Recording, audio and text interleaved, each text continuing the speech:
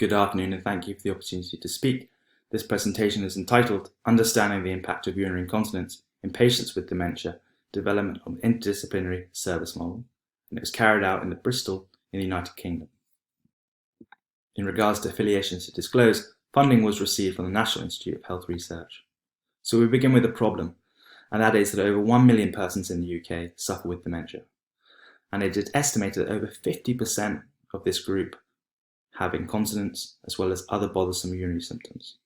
The burden associated with this is substantial, whether that be psychological, social, and/or economic. What can we do about this? Well, our aim was to develop a dedicated urology service which was embedded within a pre-established cognitive impairment clinic.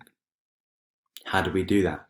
It began with a roundtable discussion with relevant experts to identify key themes, such as unmet care needs and stigma. From a urology perspective, we would carry out history, exam, basic tests if required, such as measurement of a post-void residual, as well as an interview which had a focus on the impact on quality of life. The interview also took place with carer and/or family member. Question items were drawn from validated questionnaires, such as relevant ICIQ modules. At the end of every clinic, a multidisciplinary team meeting took place where each person was discussed on a case-by-case basis. This provides an overview of what took place. Patients would see a neuropsychologist, followed by the consultant neurologist. They then see us, the urologist, then a specialist nurse, and then they were discussed in the MDT setting. Follow-up relevant investigations were then planned. So who did we see? Well, we report the outcomes from the first 150 persons that we've seen. These were 75 persons with dementia, as well as each of their carers. Nearly 90% of these persons were still living in the community and had not been admitted to the nursing home. And the commonest subtype of dementia that we saw was Alzheimer's. The average Montreal Cognitive Assessment score was 18 out of 30, and to put that into context, a score of 26 or above would be considered normal. Over 30% suffered with concomitant fecal incontinence, as well as the urinary incontinence. What were the key results? Well, over 25% suffered with leakage all the time. Nearly 60% stated that they had sleep disturbance and tiredness as a result of the incontinence. And over 80% stated that their daily activities were limited because of the urinary incontinence. Each question had a subscale.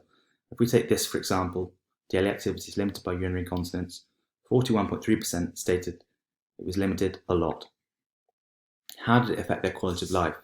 2/3 felt anxious or nervous because of it, and nearly 90% stated it was a socially embarrassing topic to discuss, which may hint that perhaps we underestimate the burden or the prevalence of urinary incontinence in patients with dementia. Over 60% stated that their social life was limited as a result of their urinary incontinence. What was the perspective of the carer? Well, all of them, every single carer, stated that continence care affected the care they provided.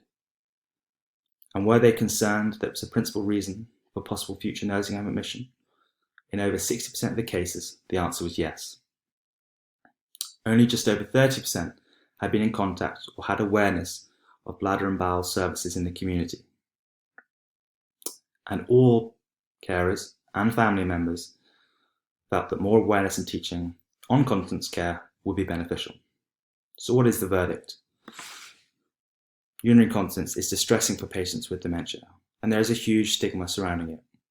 For many persons with dementia, as well as their carers and family members, there's a worry, as well as a reality, that it will be a precursor to the loss of independence and early nursing home admission.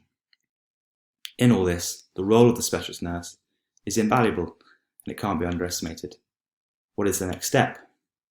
Increasing awareness of bladder and bowel services is paramount, as well as efforts to create combined clinics which can improve patient care, as well as tailored referral pathways between specialities.